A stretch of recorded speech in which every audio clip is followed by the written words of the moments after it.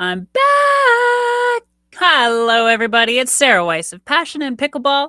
Welcome to the Spanglish World Networks on Zingo TV, channels 249, 250, and 251.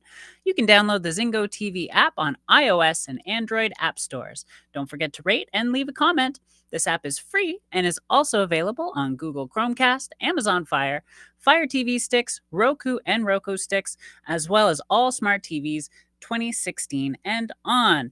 Yes, I am back with another episode of Passion and Pickleball and another amazing guest who I will introduce very soon. But in the meantime, what am I going to talk about this time? Let's talk about something really interesting. I was a life coach, and I still am a life coach, but what's helped me in my world, my meteoric rise in pickleball, has been my mindset.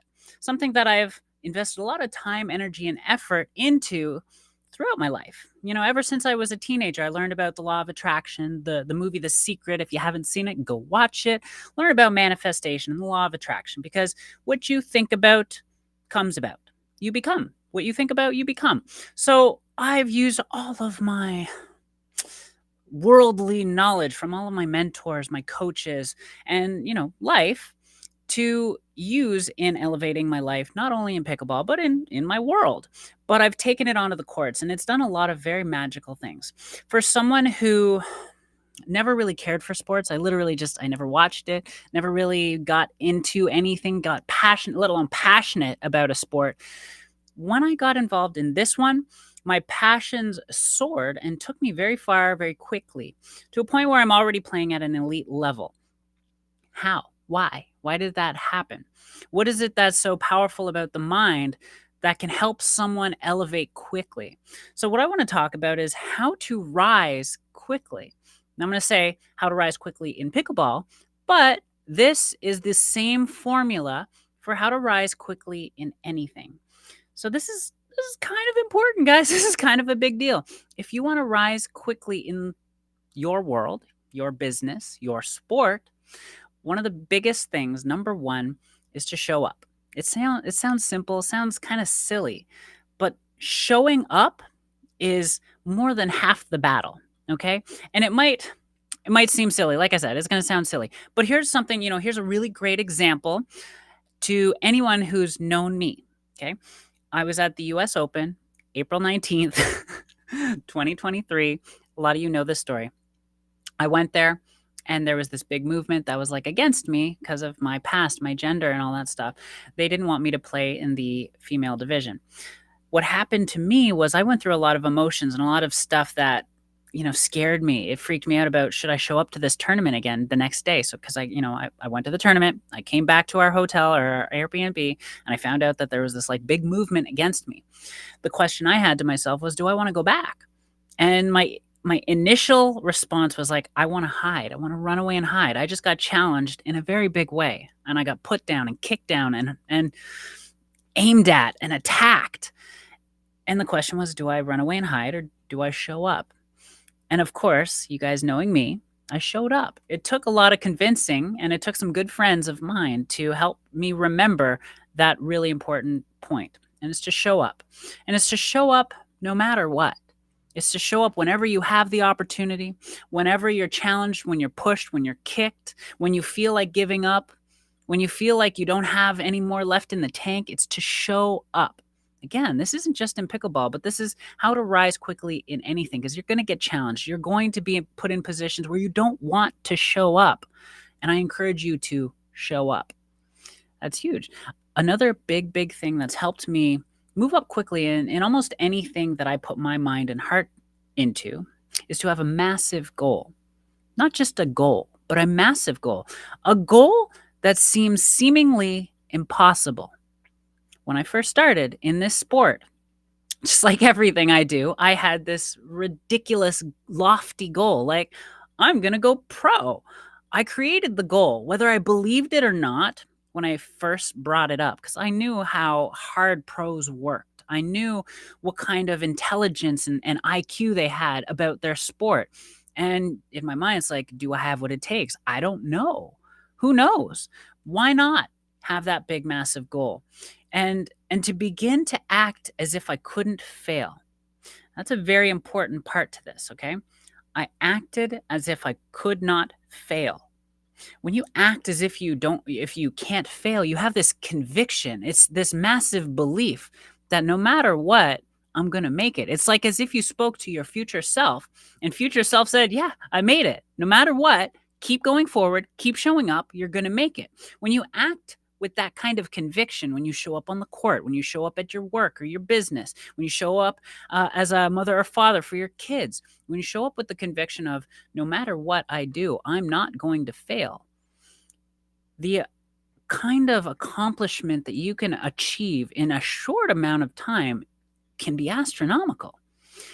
So you pair that up with showing up nonstop, showing up and having a massive goal, you tend to find ways to make things happen quicker than if you had a smaller goal. If you have a bunch of small goals, you might be able to quickly achieve that small goal and then go to the next goal and then go to the next goal. But if you start with a massive, massive, lofty, seemingly impossible goal, you seem to find a way to get there quicker. That's just been my experience. Less of an opinion, more of an experience. And what else I will have to obviously push on you guys is to embrace that you're going to lose. Embrace you're going to lose tournaments. You're going to almost embarrass yourself sometimes with how good you think you might be, and then to find out and be humbled by someone who's much better than you. This goes in pickleball and this goes with everything else. Embrace the losses, embrace the slumps, embrace the challenges, and not only embrace them, but chase them, run after them. Something in sales that I was taught was, go for no. Some of you might have heard this before. Go for no. Chase the no's, because the more no's you get, the more yeses you get.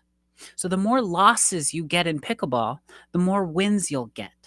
How does that make sense? Because if you're playing enough to get a ton of losses, then you're playing enough to get better and better and better. So own those losses. In fact, go after the losses. You want them. They're the biggest teaching opportunities you will ever have. So show up, have massive goals, and embrace the losses. Number 4, hire coaches. It's a no-brainer, guys. And again, this goes not just for pickleball, but for life.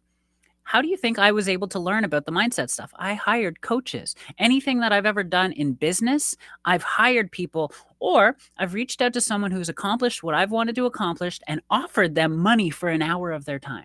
Try this. If you have a business or if you are doing something and you're trying to expand some new invention, idea, look at someone who's accomplished something very similar to you, reach out to them and ask them for their time. In fact, offer them. Say, I would love to speak to you for an hour. Pick your brain. What would it take? $100. Would you take $100 for me to speak to you for an hour just to have a conversation? Do whatever it is that you need to do to speak to someone who's accomplished what you want to accomplish. That goes for life and it goes for pickleball. When I first started and I knew I wanted to have this massive, massive, lofty, impossible goal of going pro, guess who I trained with? Pros. I reached out to pros. I reached out to the top players in the area and I hired all of them. Not just one of them. I hired every single one of them. And I spent an hour here or there, 2 hours here or there, and it helped me grow so much quicker than if I would not have hired them. It seems like a no-brainer, but not on coaches. And then the last thing is mastermind. Mastermind. What a mastermind group is a group of people who all have strengths that align with your goal. Get together with people who align with your goal and work together as a team. Put your brains together, mastermind together to see how you can quickly achieve your accomplishments that you're going after. So this goes in life and this goes in pickleball. It goes with everything that I'm talking about. But in pickleball, create a group, create an advanced group of players who all have these seemingly impossible goals. Don't just play with people who are playing just for the fun of it. They're amazing people and they're amazing friends. But if you want to rise faster, align with others who want to rise faster. And guess what's going to happen? Rising waters raise all ships. So all of you will raise each other. When I'm coaching people, I will coach partners on how to drill with each other better, how to challenge each other harder so that they can rise quicker. So again, show up, have a massive goal, embrace your losses and challenges, and in fact, chase after them, hire coaches, and get into a mastermind group of people who align with your vision. And with that, hopefully you wrote some notes down. With that, I'd like to bring on our guest, Tracy Bennet. Tracy, hello. How are you? I'm good. How are you? Fantastic, fantastic. It's always nice having incredible faces on here. Not only incredible faces, but high level achievers, not only in football, but in Thanks life. so much for having me. I have to I'm put my glasses on so I can see what's happening. happening. That's good. That's good. So, first question that I always ask everybody is why pickleball? I didn't choose pickleball. Pickleball chose me. I think that's uh, the best thing the way that I can describe how it happened. It kind of happened to me, not because of me. So, I mean, I guess to get into this, I'll digress. I'll go back a long time ago.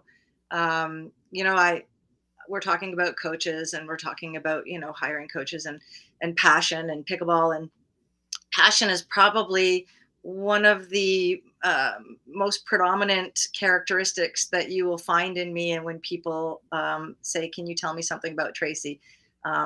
Passion pretty much always comes up in the first one or two words that would come out of their mouths. That's why you're So, here.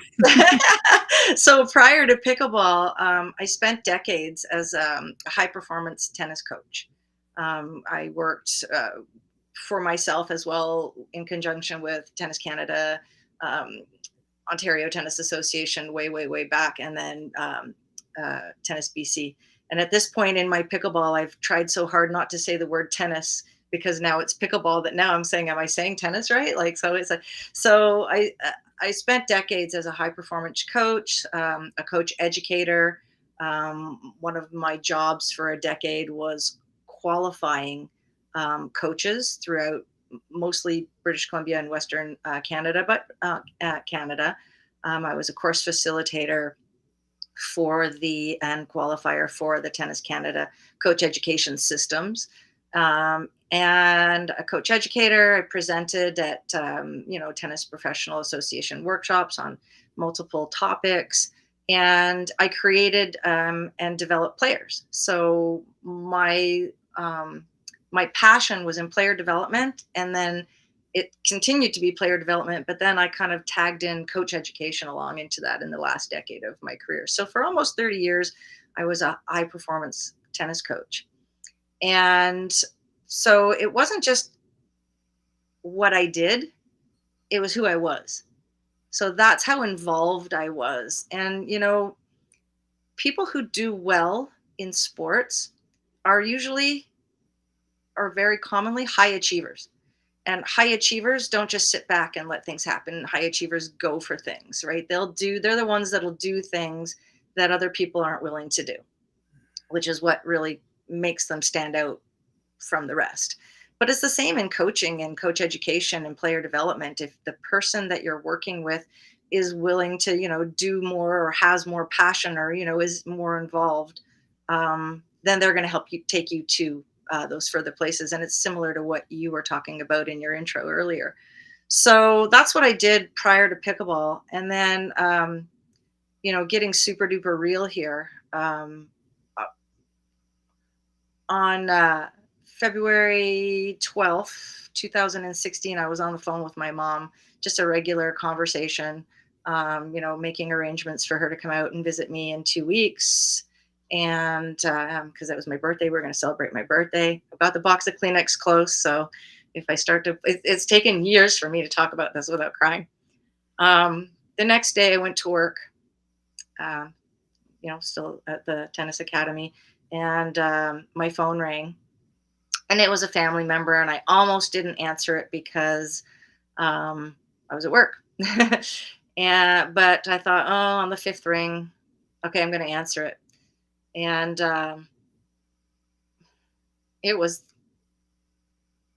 it was the call that you never want to get from anybody about anything. It was the call to tell me that my mother had died suddenly, and not even like that she had died, but they couldn't get in touch with her, so they went to find out why she wasn't answering the phone or the door, and they actually found her um, in her home on the floor. She had died alone just hours after I had spoken to her last.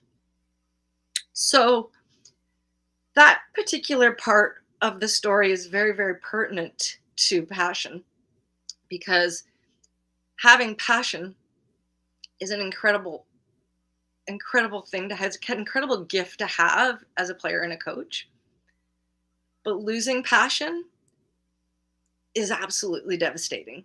Losing my mom shattered me, and in the way that she was lost so suddenly, so unexpectedly, and just the whole scenario around it, just it ended up shattering me. I ended up giving everything up. I quit my job. I quit my career. I sold my house. I threw my family in the car and drove out to be with my family and grieve. The level of grief that I experienced was still, as you can tell, this is 7 years ago. This was in 2016. So if I've done my math right, it's 7 years ago. Um, this is something that, just absolutely wiped me out. And I had never in my life ever experienced any kind of mental health issues or anything. So grief, I'll throw that in there, took me to a place where I no longer identified as the same person that I was. I wasn't just Tracy Bennett, and what I do for a living is I coach. I was nothing. I didn't care. I was no longer passionate about tennis. I was no longer passionate about coaching. I was no longer passionate about anything. Um, and it was really, really like, wow. Like, I don't even know if there's words to describe that level of depth of grief that I went to, but it was it was altering, to put it mildly. So I suddenly stepped away from my career that I've had for almost 3 decades.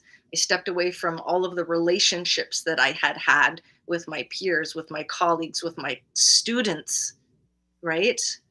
Um, and just had no passion anymore.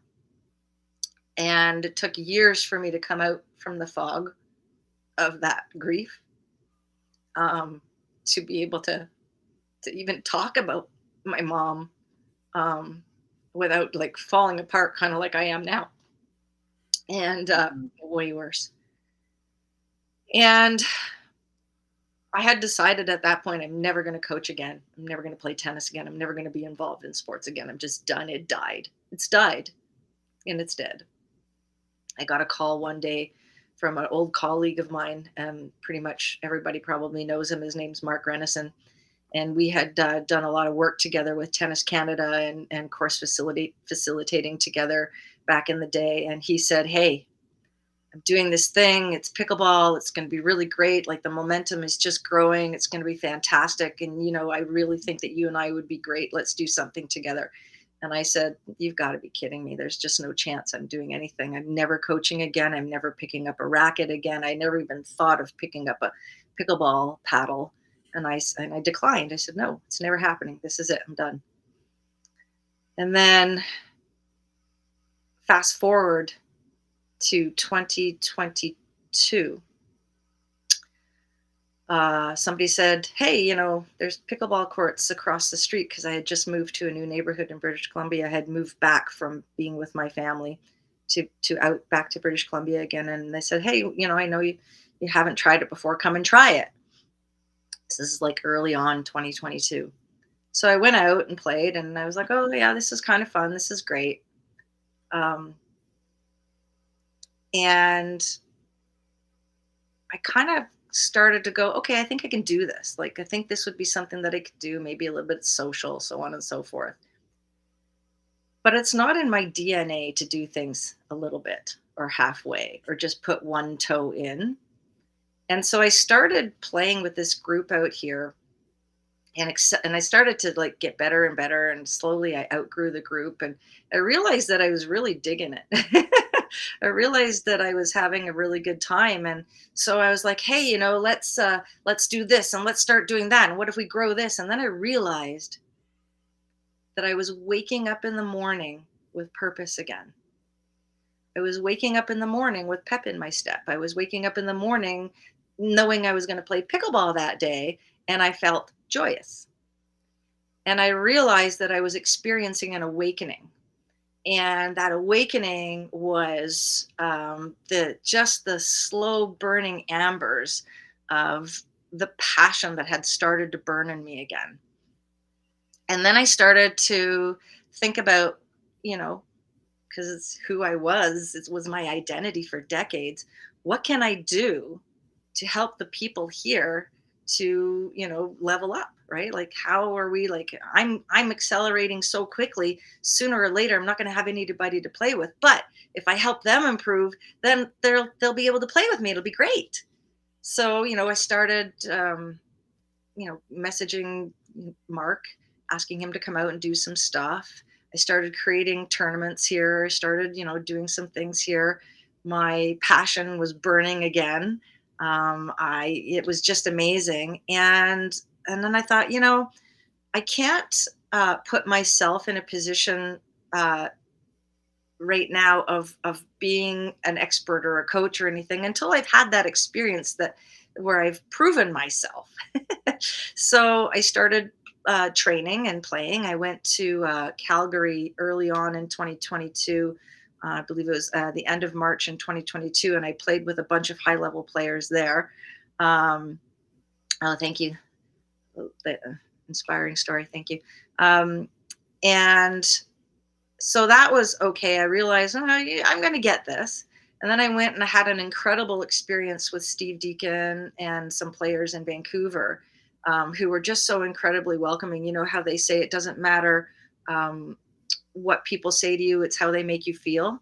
And it was just like such a welcoming, joyous again occasion to be playing with Steve Deacon, and there was Dana Dabrio was there, and my mixed doubles partner, like a year and a half later, Brad Duick was there. It was kind of like that was really cool. So I can't remember who else was there. Oh, Ryan Kelly was there. Anyways, they were just incredible, and they made me feel like I was on top of the world. And so all of a sudden, like, I'm on fire at the end of this. So I decide I got to play some tournaments. I have to bring somebody else to my community because I'm not the resident expert yet. But what do I need to do to become that? I've got this massive coaching background. I've created national and international level champions all over the place. I have to be able to bring my expertise here. But I've only been playing for 2 months. How am I going to do this, right? So then I decided you got to compete and you got to win, right? And you got to start, here, and then hopefully you'll get here. Well, starting here was at 40550. So I decided, okay, I'm going to go to the States and I'm going to play some tournaments. So that year I went to Arizona and I played in my first ever USAPA sanctioned tournament, and I won it, and it was amazing to go out there in front of Canadian and American people playing with a partner I had never played with before, and against people I had never experienced play before, and we won it. We went undefeated. We went 7 rounds. It was amazing. Well, remember I said I was on fire? I mean, add gas to that. Like, I was just like, you could see me from the moon. I was lit. So I was just lit Let's up, right? go. So, there's talk about passion. And then I decided after that that I wanted to do more. So I decided to spend some time in Florida. And I went to Florida for 5 weeks and I played 5 back-to-back events. So every single week I was playing at events, and they were APP events and international events, and oh gosh, NP events. So they weren't all APP. Um, and went down there, got there a couple days ahead of time, didn't acclimate, thought it was going to be warm. It was freezing, so on and so forth. And got silver in the first one, got gold in the second one, got gold in the third one, got silver in the next one, got gold in the next one, got silver in the so I came home with 7 medals. I played 5 events and came home with 7 medals. So I was pretty thrilled with that. And one of the experiences that I had there was just giving Senior Pro a try, and so that was a pretty cool experience as well. But but all that experience did, was help me to meet incredible people. Bob and Nikki Andrews, shout out, love you. Incredible people, some incredible Canadians as well. My partner Nancy Archibald was my partner. I think you know her as well. Of We course. had never met before, and that was the scenario you were talking about, opportunities and seeking people out earlier in your intro, and it was kind of tough. I gotta say, and this is going to help lead up to what we're going to talk about in a little bit, because I almost felt like I was on this interview process, because I would say, hey, I need a partner, and people would say back to me, well, send me a video of yourself playing. And I'd be like, well, I don't have very many videos. I'm kind of new here. But I can tell you, I'm going to give you all I've got. I'm going to give you 150%. I will I will dive on the court and do whatever it takes, for us to win. I'm a high performer, I'm a former professional career high performance coach. I have experience at the pro level, and all that stuff like that. So, let me in, knock, knock, knock, let me in, right? No. So it was pretty hard to get in there, which was another thing that sparked a subset of passion for me. So, we're on this, like, we're driving along this lane, and now there's forks in the road. And I'm like, well, I should take this fork. I could take this fork. I could take this fork. And my passion would you know, still be able to apply my passion in all these ways. And one of it was like, opportunities, right? Creating the ability for people to come out and prove themselves, and give them the opportunities, and and kind of weed through that interview process. Carrying along, as I just completely talk all through your show here, um, found some We love people, it. We love you. We love you. won some medals, and came home going, what can I do now?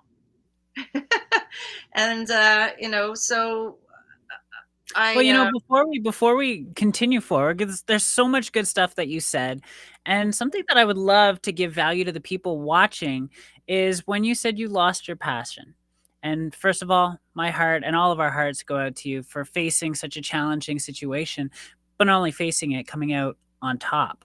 And I think that's where I'd love to kind of expand a little bit, because we all have these moments that really kind of define how we move forward and can define our character, can define who we become, it can define our success.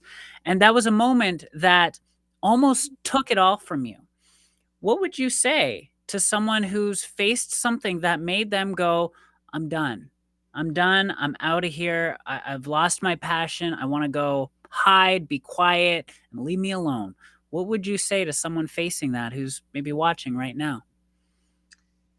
I really, I can't say what I would say, because for me, it, it wouldn't have mattered what anybody said to me, because I wasn't there yet. And I think when you arrive, you arrive. And I had obviously arrived, because I could have I made a decision that day. I said yes, where every other day before that I was saying no.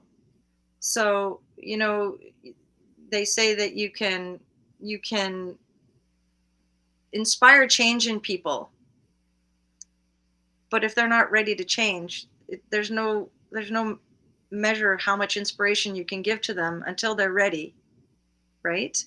So I believe that the best thing that you can do for people in that situation is just be there for them, right? Just support them, however they need to be supported. And if they need to be supported by you not giving them that little nudge, then, you know, but I think you mentioned this earlier, or maybe you didn't. Maybe I was just talking to myself in my head. There's ways of planting seeds so that they germinate, and so that when people are ready to say yes after so long of saying no, what's happened while they've still been saying no is this seed was planted, and it's growing, and it's really helped them once they're ready to say yes. Beautiful. So that's I think what I would do. Yeah. So then someone who might be going through a moment where they're just not ready, I'm just I shut think right. compassion is the biggest thing, because You know what, Sarah, one of the things that you cannot control when you go to those places is, how it affects others, right? Mm. And I know that I had a lot of support and I just didn't care, right? Like I was just at a point where I was just like,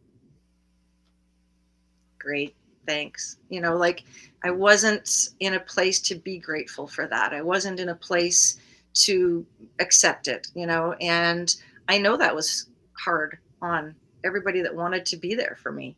Um, it's just not in your control. It wasn't in my control. I'll say that. It wasn't in my control. I was in a fog for years. And when I came out from that fog, it was kind of like, what happened? What the heck went on, right? So, But the next step was following that spark that lit you up. And something that I talk a lot about is when you find that spark, when something lights you up, don't let it be fleeting. Don't let it pass you by. It sounds like when you were invited onto the pickleball court and you felt something exciting, you went, "Hey, I like this." And you kind of kept going with it. yeah, and like I said, it kind of, I didn't choose it, it chose me. I didn't say, hey, I'm ready for my passion to come back. It just kind of took hold. Mm. And, it wasn't something that I did consciously. It was just something that's just allowed to become in me again. How It, long did it take? from the tragic Basically, from the tragedy to the moment that showed up for you out of nowhere. 5 years. 5 years. So, guys, be patient. When you experience something tragic or a slump or something that really sets you back, might not happen tomorrow, might not happen next year, could take 5 years. But I think the big takeaway that I would like to add is have faith. Have faith that this too shall pass. I mean, this is a big thing for everyone in our lives is we face things that challenge us in a big way. And something we've all heard is this too shall pass. This too shall pass. So I'm really Absolutely. glad it passed for you, Tracy, and has led you to meeting me. And I've enjoyed every moment of our interaction. And Amazing. and there's a lot of big things on the horizon for you. There And are, and like I was saying earlier, high achieve people who achieve a lot in sport are usually high achievers. Like they're good at school as well. And they have a mindset that's quite different, from your average person, right? Some of the things that they have is, a set of values that drive them towards things. That it's passion driven, but if passion was a value, then that's part of it, right? And um, one of you'll notice that a lot of people who do well in sports, who are high achievers and who have these values, that tend to give back, right? Tend to want to give of themselves.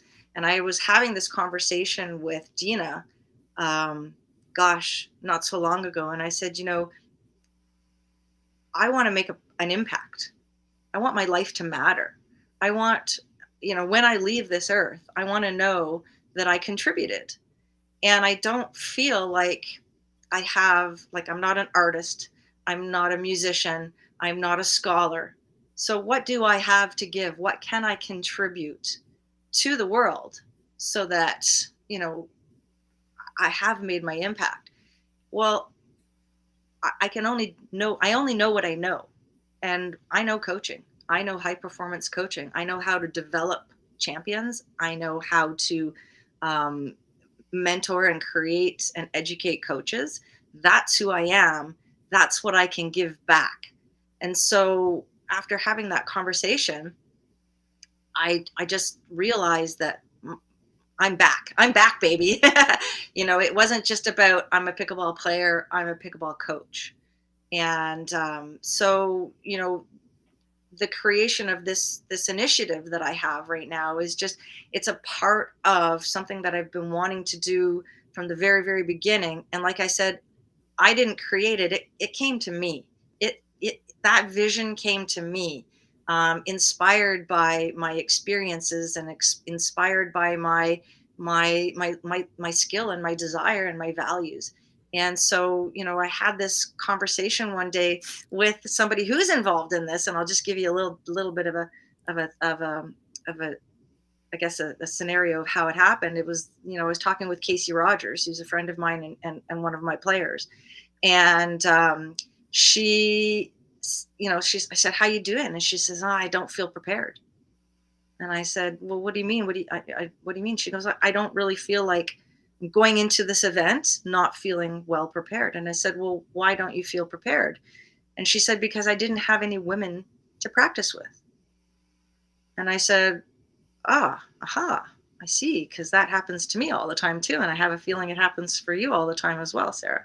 Is that once you get to a certain point, in the triangle, right? The bottom is heavy with, players that come in to the sport. And then as you go, the triangle gets more and more narrow to the point where it's, there's quite a lot of things that are limiting about it. And what Casey was finding was that she was finding it hard to get adequately prepared for women's doubles. And so I was like, huh. So my brain started going like, what can I do to help facilitate more opportunities for players like Casey, where, we can get together and have those opportunities? Because I love every time we got onto the court and there'd be, me and Casey and then two other males, we'd be like, okay, let's do gender now. And, God love them. The guys tried so hard to give us a gender game, but the experience that we had was that the guys felt like they had to slow it down or play softer to be a gender, women's doubles. But it's not about hitting it softer, because women's doubles is a very different game than men's It doubles. is. So no wonder Casey felt underprepared for those moments. And so that inspired me to like, all right, I have the skill to be able to help create that. And We should probably say to the audience, before we go any further, how is it different? Women's doubles is crazier than men's doubles. Just so you know, anyone who's watching who doesn't play pickleball and is wondering, oh, it must be the men who hit harder and faster and whatnot. Well, when you watch male doubles, it's a lot more control based and, very strategic on their speed ups. Women's doubles is a fire fest at the net. In case you haven't watched pro pickleball or even just local pickleball, women's doubles is very high paced. It is attack at the net, and men's is a lot more slow and controlled, patience, yeah. which is interesting. You would think it'd be the other way around, and it's not. Yeah. They do say right now that women's doubles is more watched than men's doubles because It's it's so exciting. crazy, right? Yeah, for sure. So I was inspired by Casey, so thanks Casey for that. Casey was announced on my page yesterday. She's the first member of the team that I'm slowly announcing throughout the next couple of weeks. I managed to be able to, and you touched on this just as you were doing your intro as well. Is you said find a coach, which yes, we're going to talk about that. And I know we only have 20 minutes left, so I got to go real fast because this is super important. Find a coach, but also find a tribe. Find a strong, empowering women who share your values and your vision. And man, when women get together, it's powerful. We can move mountains, right? So I've put together a team of women that are all enthusiastic about pickleball, but they all have their own lane where they are expertise, because not everybody can be in the same lane, right? Like I don't know how to do some things, but there's experts out there that do, and I'm like, come on, join my team, right?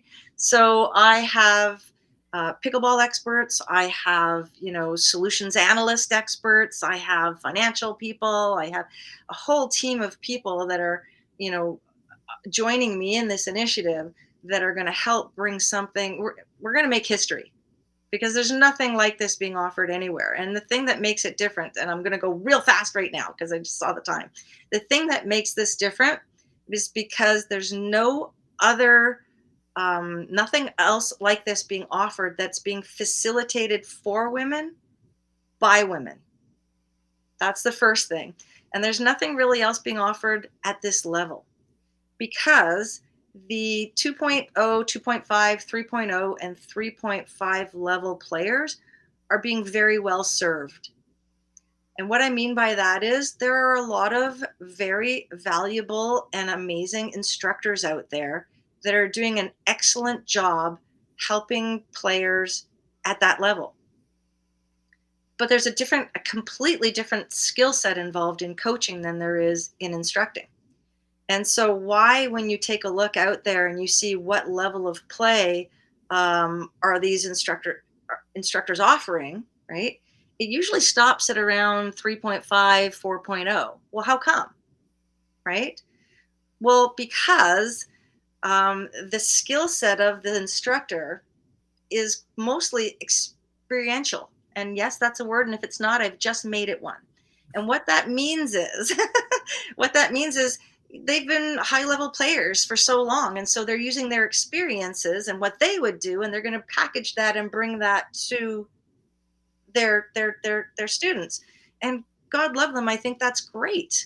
Um, but at the 4.0 plus level, they don't need an instructor, they need a coach, and what they want at that point is they want to learn, how can I go from 4.0 to 4.5, and how can I go from 4.5 to 5.0 and beyond. And that's where my skill set comes in, that's where my expertise comes in, because that's what I used to do for a living, right? I used to help players perform at the professional level. And so, what does it mean to perform? Well, there's many aspects of what it means to perform, but that's a skill set that I have that a lot of instructors don't. And I still want to say instructors are so valuable. So it's great that they're out there and that they're plentiful. But as you can see, the underserved level is the 4.0 plus level, right? And so my vision is to be able to bring high performance pickleball for women, delivered by women, that's going to bring high performance player development to the 4.0 plus level. And because I'm in talks right now with Tennis Canada and Pickleball Canada, to gain their support and their backing, we are also, the second stream of our initiative is coach education. We're going to be offering an ability for instructors who are ready to go into that coaching stream. We're going to offer them the ability to come in and be mentored. There's a professionalism aspect to it. I'll be sharing the mission statement on my page in the next few weeks. First, I'm going to roll out my team, and then I'll share my mission statement, my vision, my values, and all that from there. Because we're looking to start in April, and we've already got the ball rolling to start in Vancouver in April, and we already know there's a great interest in this. And so Casey Rogers will be co-facilitating the course with me. And my goal will be she won't be the only one. I'll be introducing more. I just don't want to give too much away right now because I'll be giving it away over the course of the next few weeks. I'll have other people on the team that will be co-facilitating. And at the same time, those people will be actually training in that camp with the participants, so that they get a chance to be mentored by 5.0 level and professional level players and get on the court with them, because a lot of them don't get that opportunity to do that. It's there for them. As well, my role, if I'm a good enough mentor and a good enough leader, will be to pass this along in 5 or 10 years to the younger generation on my team and say, here it is, here's a legacy, let's build it. And I hope that you will bring in young coaches and young professional players so that you can mentor and lead them, so that they can carry this on when you're ready to let it go as well. So there's so many layers to this National Women's Pickleball Initiative, but in a nutshell, it is to create a pathway for player development.